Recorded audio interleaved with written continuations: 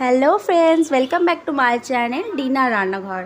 আজকে আমি তোমাদের করে দেখাবো আর মাছের তরকারি, আলু বেগুন দিয়ে একটা তরকারি রান্না করব। তো রেসিপিটা খুব ভালো হয়েছিল, তাই তোমাদের সাথে শেয়ার করলাম। চলো দেখিনি আমি কিভাবে রান্নাটা করেছি।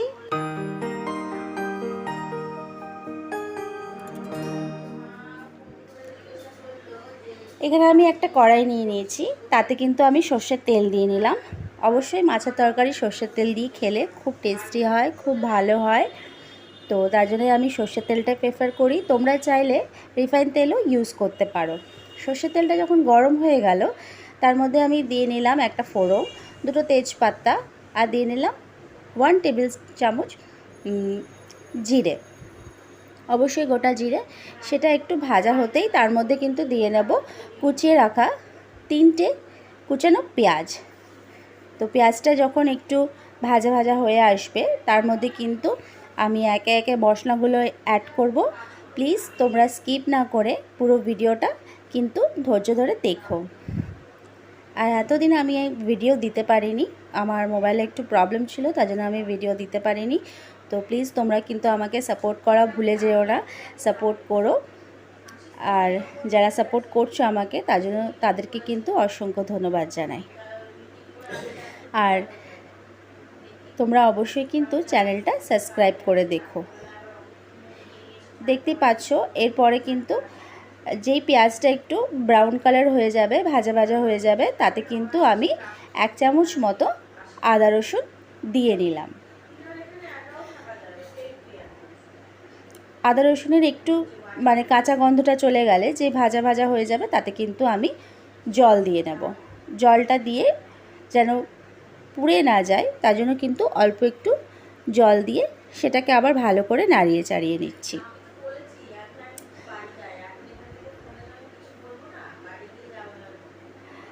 তোমরা যারা আমার চ্যানেলে নতুন আসছো, নতুন দেখছো, তারা কিন্তু আমার চ্যানেলটাকে সাবস্ক্রাইব করো, পাশের বেল আইকনটা প্রেস করে আমার সাথে থেকো। পাশের বেল আইকনটা যদি তোমরা প্রেস করো, তাহলে কিন্তু রান্নার নোটিফিকেশনগুলো সবার আগে তোমাদের কাছে পৌঁছে যাবে। আর যারা সাবস্ক্রাইব করে দেখছো, তাদেরকে কিন্তু অসংখ্য ধন্যবাদ। এরপরে দিয়ে নিলাম 1 টেবিল চামচ হলুদ গুঁড়ো, 1 টেবিল চামচ জিরে গুঁড়ো, 1 টেবিল চামচ লঙ্কার গুঁড়ো, 1 টেবিল চামচ ধনিয়া গুঁড়ো। তো সব কিছু দিয়ে আমি কিন্তু এইভাবে তেলের মধ্যে ভালো করে একটু ভেজে নিচ্ছি মশলাটা। ভালো করে ভেজে তারপরে কিন্তু আমি এটা একটু জল দিয়ে কষিয়ে নেব।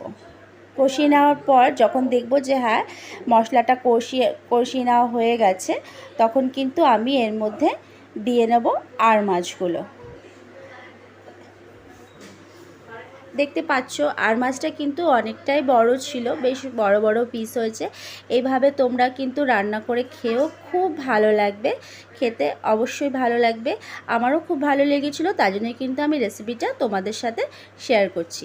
এইভাবে কিন্তু আর মাছগুলো দিয়ে ভালো করে আমি কষিয়ে নেব মাছগুলোকে।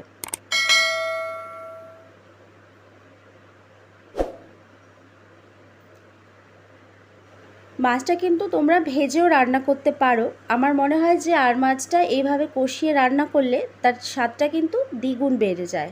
তো খুব আলতো হাতে এইভাবে কিন্তু রান্নাটা মাছগুলোকে উল্টে পাল্টে নিয়ে কষিয়ে নেওয়া হবে, যাতে করে ভেঙে না যায়।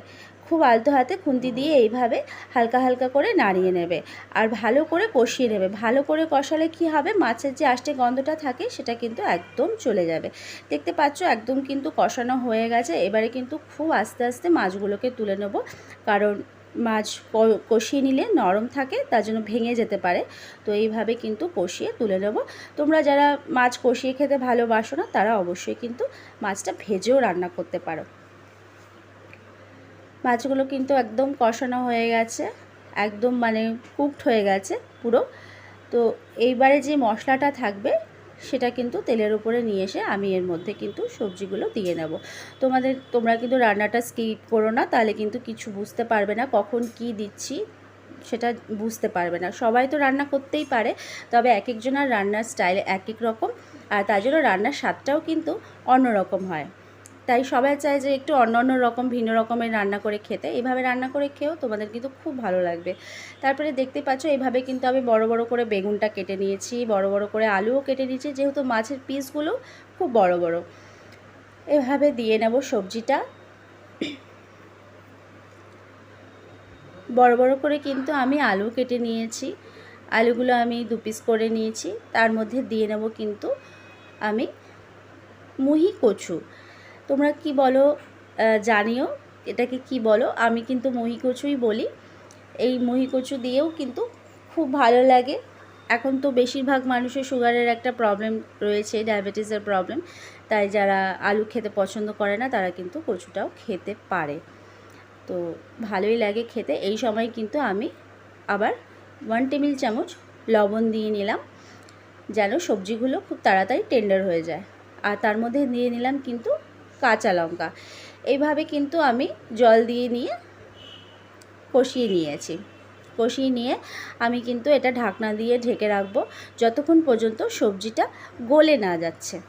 দেখতে পাচ্ছ এখন কিন্তু অনেকটাই গলে গেছে, প্রায় আমি 5 থেকে 7 মিনিট আমি কিন্তু লো ফ্লেমে সবজিটাকে রান্না করলাম। তারপরে দিয়ে নিলাম এর মধ্যে 2টো বড় বড় টমেটো, কেটে রাখা টমেটো। এভাবে টমেটো দিয়েও ভালো করে কষিয়ে নেব। টমেটোটা তখনই দেব যখন দেখব যে কচুটা গলে গেছে। কচুটা কিন্তু না গললে তার আগে কিন্তু টমেটোটা দেবে না, কারণ টমেটো থেকে যে টকটা ছাড়বে তাহলে কিন্তু কচুটা অটোমেটিক শক্ত হয়ে যাবে। তারপরে আবার একটু জল দিয়ে আমি কিন্তু এখন ঢাকনা চাপা দিয়ে ঢেকে রাখবো যতক্ষণ পর্যন্ত সব কিছু একদম ভালো করে গলে না যাচ্ছে।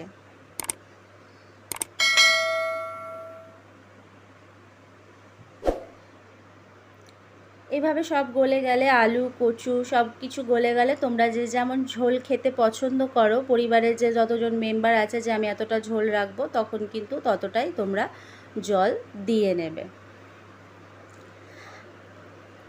আমি আগেও বলেছি যে আমি বাড়িতে যেভাবে রান্না করে খাই, যেটা আমার ভালো লাগে, যে না রান্নাটা ভালো হয়েছিল, আমি কিন্তু সেটাই তোমাদের সাথে শেয়ার করি। এরকম করে আমরা ছোট থেকেই খেয়ে আসছি মায়ের হাতে রান্না, এখন নিজেরা রান্না করে খাই, তো ভালো লাগে। যেহেতু ভিডিওর একটা অপশন আছে যে সবার কাছে পৌঁছে দেওয়ার জন্য, যে কিভাবে আমরা রেসিপি রান্না করব, কোন মাছটা কিভাবে রান্না করব, সব সময় চেষ্টা করি নতুন নতুন কিছু করে খেতে। তো এই জন্য আমি তোমাদের সাথে রান্নাটা শেয়ার করলাম। ব্যাস, তারপরে কিন্তু মাছগুলো একে একে দিয়ে নিলাম। এবারে মাছগুলো শুধু ফুটানোর পালা, ফোটাতে থাকবো যতক্ষণ পর্যন্ত আমার মনোভূত না হচ্ছে যে হ্যাঁ রান্নাটা একদম হয়ে গেছে, ততক্ষণ পর্যন্ত আমি মাছটা ফুটিয়ে নিচ্ছি। এই সময় কোনো ভয় নেই মাছ ভাঙার। মাছটা দিয়ে নিয়ে তারপরে কিন্তু আমি সবার লাস্টে ভাজা জিরের গুঁড়ো এটার মধ্যে দিয়ে নিলাম। অবশ্যই এটা দেবে, এটা কোনো অপশনাল নয়, এটা দিতেই হবে। দিলে কিন্তু খুব সুন্দর একটা স্বাদ হয়, ফ্লেভার আসে, খুব ভালো লাগে খেতে। তোমরা চাইলে ধনেপাতা দিতেও পারো, নাও দিতে পারো, তবে আমি কিন্তু এখানে ধনেপাতা দিয়েছিলাম। এতক্ষণ রান্নাটা ধৈর্য ধরে দেখার জন্য তোমাদেরকে অনেক ধন্যবাদ। নেক্সট আসবো অন্য কোনো রান্না নিয়ে। সবাই ভালো থেকো, সুস্থ থেকো। Thanks for watching.